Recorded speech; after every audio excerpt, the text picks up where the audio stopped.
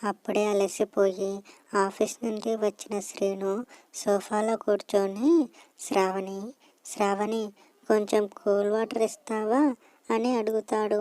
అది విన్న శ్రావణి అసలేం విననట్టుగానే ఫోన్లో రీల్స్ చూస్తూ ఉండిపోయింది. అదేంటి శ్రీను ఇలా అరుస్తున్నాడు, శ్రావణి ఇంట్లోనే ఉంది కదా, అసలు పలకడమే లేదేమిటి అని బయటికి వస్తుంది శ్రీను తల్లి లక్ష్మి. అలా లక్ష్మి ఫ్రిడ్జ్లో వాటర్ తీసుకొని శ్రీనుకి ఇస్తుంది. అదేంటమ్మా నువ్విచ్చావు, శ్రావణి ఇంట్లో లేదా ఏంటి, ఎక్కడికి వెళ్ళింది, బయటకు వెళ్ళిందా ఏంటి, నాతో ఒక మాట కూడా. ఫ్రెండ్స్, మీరు మా వీడియోస్ని చూస్తున్నారు కానీ లైక్ చేయడమే లేదు ఫ్రెండ్స్. చూసే వాటి నుంచి మేము కోరేది ఒక లైక్ మాత్రమే. ప్లీజ్ లైక్ చేయండి. చెప్పలేదు అని అడుగుతాడు. అదేమీ లేదురా, ఇంట్లోనే ఉంది, పడుకుందేమో, అందుకే నేను ఇచ్చాను అని చెబుతుంది లక్ష్మి.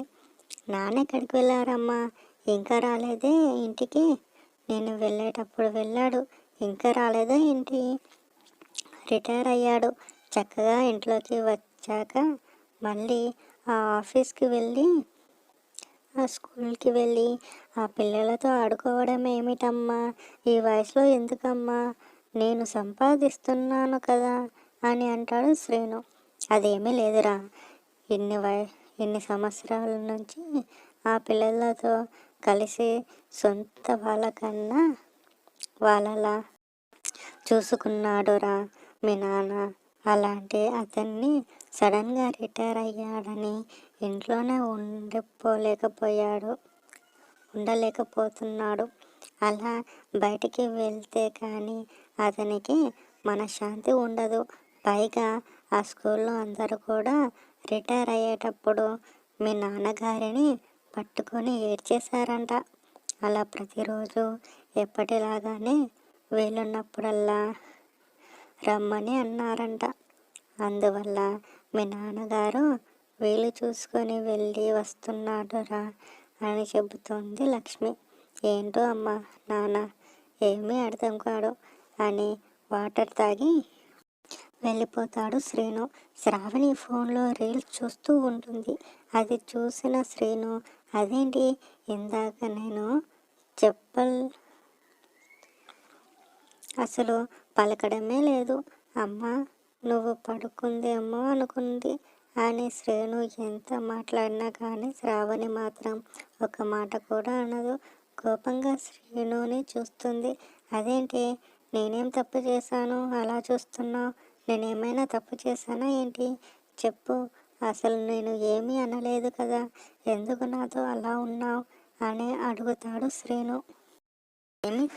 ఏమీ తెలియని వాడిలా నటించకండి, మొన్నే చెప్పాను కదా మీ నాన్నగారికి రిటైర్మెంట్ డబ్బులు వస్తున్నాయని, ఆ డబ్బులు మీ నాన్నగారు చదువుకున్న పిల్లలకి ఖర్చు చేస్తాడట అని, ఆ డబ్బులు డబ్బులు మనం చూస్తూ వదులుకోలేము కదండి, ఆ డబ్బులు ఇచ్చేస్తే ఎలాగండి, ఆ డబ్బులు మన పేరు పైన రాస్తే మన పుట్టబోయే పిల్లలకు ఉపయోగపడుతుంది కదండి. నేను అతన్ని అడిగితే నాకు ఏమీ తెలియదు అమ్మా, అంతా మీ మావయ్య గారు ఇష్టమే అని చెప్పిందండి.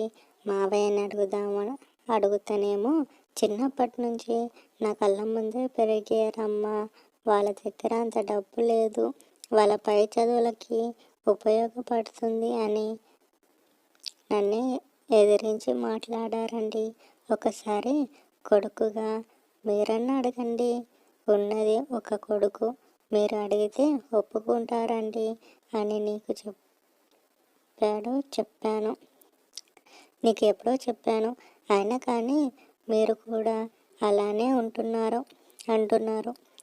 మీకు వచ్చేదే 20,000 జీతం, 4 రోజుల జీతంతో మనం ఎలా గడుస్తామండి, మళ్ళీ పుట్టాక పిల్లలకు కూడా ఉపయోగపడుతుంది, పైగా ఖర్చులు కూడా పెరిగిపోతున్నాయి, అదే మీ నాన్నగారి డబ్బులు ఉంటే కొంచెం మనకి సహాయంగా ఉంటుందండి అని అడుగుతుంది శ్రావణి. సరేలేవే, అంతలా బాధపడకు, ఒకసారి అడిగి చూస్తాను ఏమంటాడో అని అంటాడు శ్రీను. అలా సమయం ఏడవుతుంది. అప్పుడు నెమ్మదిగా చేరుకుంటాడు శ్రీను తండ్రి లక్ష్మయ్య. అది చూసిన శ్రావణి, శ్రీను శ్రీను మీ నాన్నగారు వచ్చారు, వెళ్ళండి అని అడగడంతో భార్య అడగమంది అని ఒకే ఒక కోరికతో ఎప్పుడు తండ్రి దగ్గరికి వెళ్ళి తలెత్తి మాట్లాడలేదు. మొట్టమొదటిసారిగా భార్య అడిగిందని ఒకే ఒక మాటతో తన సొంత తండ్రి లక్ష్మయ్య దగ్గరికి వెళ్ళి, నాన్న మీరు రిటైర్మెంట్ డబ్బులు వచ్చాయి కదా, అవి మా పుట్టబోయే పిల్లలకు ఉపయోగపడుతుంది నాన్న, మీరు స్కూల్లో వాళ్ళకి ఇచ్చేస్తానంటే మనం బ్రతికేది ఎలా? నాకు ఫ్రెండ్స్ ప్లీజ్ లైక్ చేయండి ఫ్రెండ్స్. వచ్చేదే 20,000 జీతం, అది ఏమీ సరిపోదు, పైగా ఖర్చులు కూడా పెరిగిపోతున్నాయి కదా నాన్న, అర్థం చేసుకోండి అని మా మా పిల్లలపై ఫిక్స్డ్ డిపాజిట్ చేయండి, మా పుట్టబోయే పిల్లలకి ఉపయోగపడుతుంది కదా, కొంచెం అర్థం చేసుకోండి నాన్న అని చెబుతాడు శ్రీను. అదంతా గమనించిన లక్ష్మయ్య, నీ పిల్లల గురించి నువ్వు ఉపయోగించుకో, నువ్వు కష్టపడి అప్పుడే నీకు కష్టపడాలి అని అనిపిస్తుంది, నేను కష్టపడింది నా బడి పిల్లలకి ఇద్దామని అంకితంగా చేశాను, అందుకు వాళ్ళకే ఇస్తాను కానీ ఇంకెవరికి ఇవ్వను, అందులో మాత్రం నన్ను క్షమించరా, ఇంకోసారి ఇదే విషయం నాతో మాట్లాడాలంటే ఈ విషయం తప్ప ఇంకా ఏమైనా మాట్లాడు అని అక్కడి నుంచి వెళ్ళిపోతాడు లక్ష్మయ్య. అదంతా గమనించిన శ్రావణి, మరీ చిన్న పిల్లాడిలా మాట్లాడారండి, అలా మాట్లాడితే ఎవరైనా జోగొట్టి పక్కన తిరుగు బాబు అంటారు, అలా మాట్లాడారు, కొంచెం బెదిరించి మాట్లాడితే ఇచ్చేవారేనండి అని చెప్పడంతో, చిన్నప్పటి నుంచి మీకు ఏం చేస్తారో, మీ నాన్న గవర్నమెంట్ ఎంప్లాయ్, ఉన్న డబ్బంతా ప్రజలకే పంచేవాడు, మిమ్మల్ని గవర్నమెంట్ స్కూల్లోనే చదివించాడు, అందుకే మీకు ఎంత తక్కువ జీతం వచ్చింది అని ఉన్నవి లేనట్టు అన్నీ చెప్పింది శ్రావణి. అలా శ్రావణి చెప్పిందన్నీ బుర్రలో పెట్టుకున్నాడు శ్రీను. ఉదయం లేవగానే, నాన్న ఇప్పుడు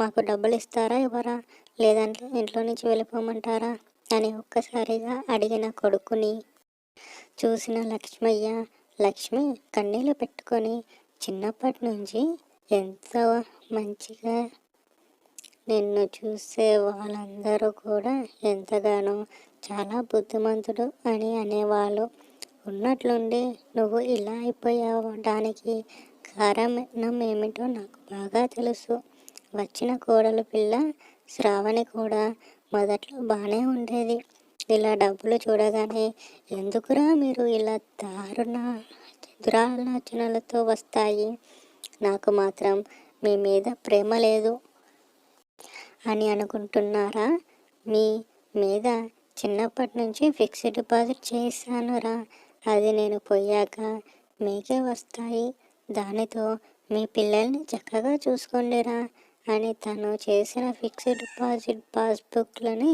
తన కొడుకు శ్రీనుకి ఇస్తాడు. అది చూసిన శ్రీను కన్నీళ్ళు పెట్టుకొని, నన్ను క్షమించండి నాన్న, కళ్ళు మూసుకుపోయి నా భార్య శ్రావణి చెప్పింది నిజం అనుకొని మీ దగ్గరికి వచ్చి, ఎప్పుడు ఫ్రెండ్స్ మీరు మా వీడియోస్ని చూస్తున్నారు కానీ లైక్ చేయడం లేదు ఫ్రెండ్స్, ప్లీజ్ ఒక లైక్ వేయండి ఫ్రెండ్స్, లేనట్టుగా ప్రవర్తించాను అని అనడంతో శ్రావణి కూడా అది అర్థం చేసుకొని, నన్ను క్షమించండి మావయ్య, ఇంకెప్పుడు ఇలా చెయ్యము అని కాళ్ళపై పడి క్షమాపణ కోరుతుంది. అలా వాళ్ళు చేసిన తప్పు వాళ్ళు తెలుసుకునేందుకు లక్ష్మయ్య ఏమీ అనడు. అలా ప్రతిరోజు వాళ్ళ కుటుంబం సంతోషంగా జీవితాన్ని ముందుకు సాగించారు. ఫ్రెండ్స్ చూసినందుకు థ్యాంక్స్, ఒక లైక్ వేయండి. Thank you all.